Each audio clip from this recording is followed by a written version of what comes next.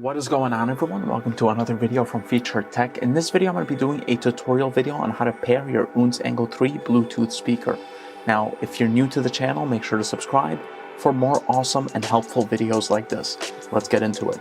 To begin pairing your Oontz Angle 3 speaker, you're going to want to make sure that the speaker itself is turned on, and you can do that by holding the power button right here. And once it's turned on, as you can see, that blue light is going to turn on. Now if it's solid, it means that it already paired with the device that you paired it with previously. So in this case it will be my iPhone. But let's just say I want to pair it with a new device such as a PC, iPhone, or any type of tablet. Then all you have to do is find where this Bluetooth button right here, and you're going to press and hold for about 5 seconds. And once we do that, it's going to begin blinking. So let's do that now.